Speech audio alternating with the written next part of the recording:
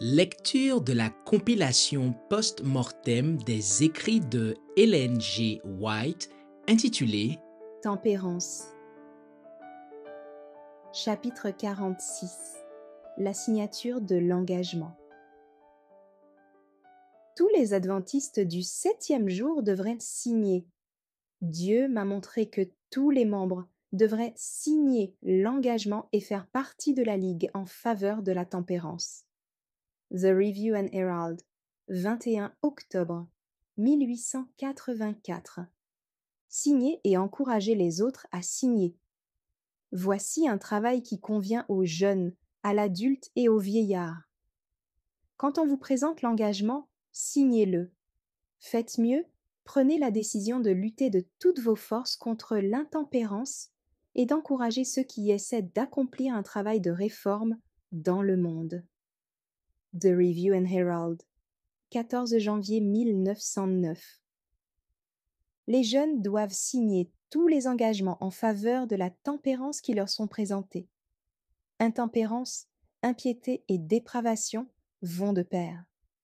Que chaque jeune craignant Dieu revête son armure et aille de l'avant. Mettez votre nom sur chacun des engagements en faveur de la tempérance qui vous sont présentés. Vous aurez ainsi une influence favorable et vous engagerez d'autres jeunes à signer. Aucune excuse non fondée ne doit vous détourner de cette voie. Travaillez pour le bien de votre âme et celui des autres. The Youth's Instructor, 16 juillet 1903. L'alcoolique doit signer.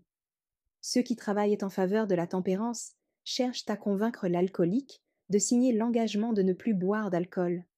C'est un bien. Manuscrit 102, 1904. Les enfants de l'alcoolique doivent signer. Il faut faire un appel. N'absorbez jamais une goutte d'alcool ou de vin. Vous y trouveriez folie et misère. Faites le vœu d'abstinence totale. C'est votre seule garantie. Qu'aucun enfant d'alcoolique, par ses paroles et son exemple, ne devienne l'agent de Satan et n'entraîne l'un des membres de la famille à se montrer intempérant et à éveiller la soif diabolique qui ruina la vie de son père et l'envoya prématurément à la tombe. Manuscrit 25, 1893. Les personnes influentes doivent aussi signer. Nous devons demander aux personnes influentes de signer l'engagement d'abstinence totale et de donner l'argent qu'elles auraient dépensé en alcool ou en tabac pour la création d'institutions, où les jeunes recevront une formation qui leur permettra d'occuper des postes de grande responsabilité dans ce monde. Testimonies for the Church, Volume 7, 58. Il faut recueillir des signatures lors de nos camps meetings. Il faudrait attirer l'attention des participants au camp meeting sur ce travail et le rendre efficient. Il faudrait leur présenter les principes de la vraie tempérance et les inviter à signer l'engagement. Testimony for the Church, volume 6, 110. Il n'y a aucune excuse. N'alléguez aucune excuse lorsqu'on vous demande d'apposer votre nom sur le formulaire en faveur de la tempérance. Signez tous les engagements que l'on vous propose et entraînez d'autres personnes à signer avec vous. Travaillez pour le bien de votre âme et pour celui des autres. Ne laissez passer aucune occasion d'exercer votre influence en faveur d'une stricte tempérance.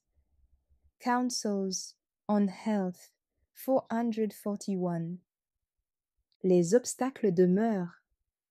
À la suite du discours de dimanche soir, on fit circuler le formulaire et 137 personnes apposèrent leur signature. Nous avons été peinés d'apprendre que quelques-uns s'abstinrent de mettre leur nom en alléguant des excuses qui ne sont pas celles d'un enfant de Dieu. Ils disaient que leur travail les appelait dans des lieux où on leur offrait du vin, comme c'est la coutume dans ce pays, et qu'ils ne pouvaient pas refuser de boire de crainte d'offenser ceux qui les employaient. J'ai pensé qu'ils avaient là une excellente occasion de rendre notre témoignage de peuple de Dieu purifié par lui. En tout temps et en toutes circonstances, il faut du courage moral pour résister à la tentation de l'appétit. Nous devons nous attendre que de telles pratiques surprennent ceux qui ne sont pas abstinents. Mais comment pourrons-nous faire avancer l'œuvre de la réforme si nous nous conformons aux habitudes et aux pratiques de ceux que nous côtoyons? C'est le moment de montrer que nous sommes un peuple à part, zélé pour les bonnes œuvres. Les buveurs de bière allégueront leur verre de bière, et les soi-disant enfants de Dieu peuvent donner la même excuse pour ne pas signer. On leur offrira de la bière, et il n'est pas agréable de refuser. Ces excuses sont sans valeur. Nous fûmes peinés de voir que des personnes qui prétendaient croire à la vérité refusaient de signer l'engagement et de mettre des remparts protecteurs entre leur âme et la tentation. Elles préféraient ne pas se mettre à l'abri afin de pouvoir facilement franchir le pas et succomber à la tentation sans chercher à lui résister. Ne pas avoir le courage de dire « j'ai signé ». Ceux qui prétendent croire à la vérité n'ont pas tous pris position en faveur de la tempérance, comme ils auraient dû le faire. Telle est l'attitude de ceux qui ont évité de faire un geste décisif en faveur de la tempérance. Pour quelles raisons ont-ils agi ainsi? Quelques-uns déclarent que si on leur propose du vin ou de l'alcool, ils n'ont pas le courage moral de dire « j'ai signé et je me suis engagé à ne pas boire de vin, de bière et d'alcool ». Les noms de ces personnes figureront-ils dans les registres célestes, parmi ceux qui ont participé à la lutte contre l'appétit? The Review and Herald, 19 avril 1887. L'importance d'une signature faite par un homme haut placé. J'ai rêvé qu'une vaste assemblée se tenait en plein air et qu'un grand jeune homme, que je vois souvent dans mes rêves lorsqu'ils se rapportent à des sujets importants, était assis à côté de celui qui présidait. Ce jeune homme se leva et se dirigea vers les personnes apparemment les plus influentes et leur dit « Voici une feuille de papier. Je désire que vous y mettiez tous votre nom. » Il la présenta d'abord à frère A. Celui-ci la regarda et lut à haute voix. « Vous vous engagez ici à vous abstenir de vin, de toute boisson alcoolisée et à faire tout de qui dépend de vous pour en décider le plus grand nombre possible, à suivre votre exemple. » Frère A secoua la tête et dit qu'il ne lui semblait pas nécessaire de mettre son nom au bas de la feuille.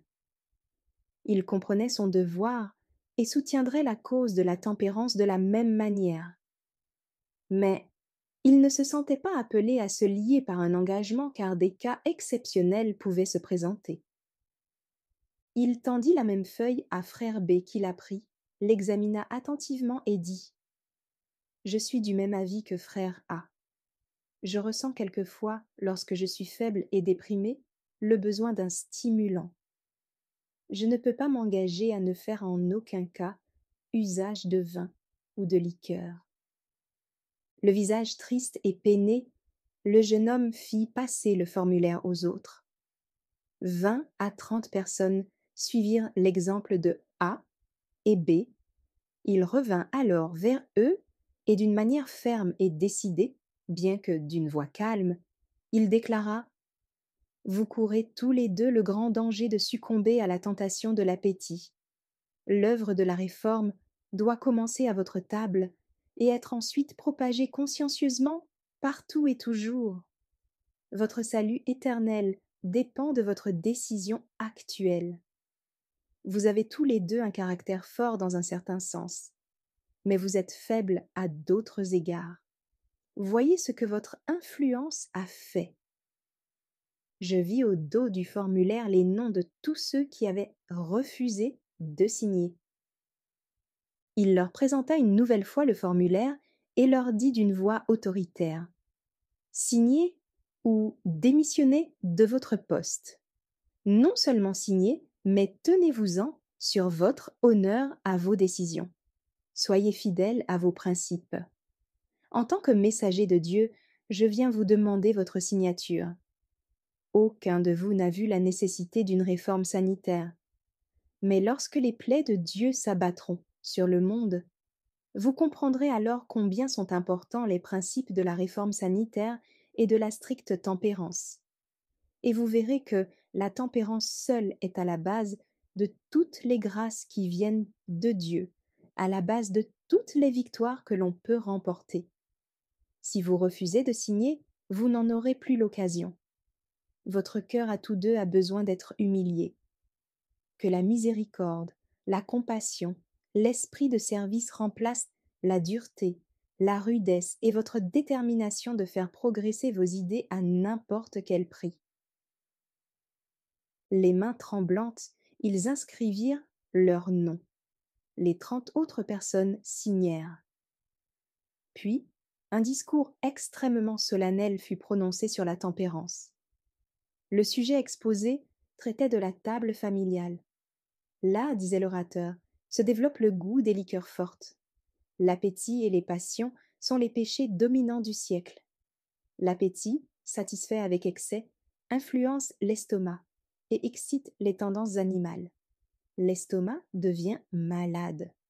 L'appétit déréglé réclame constamment des stimulants qui permettent à l'organisme de tenir le coup. Certains prennent la mauvaise habitude de boire du thé et du café.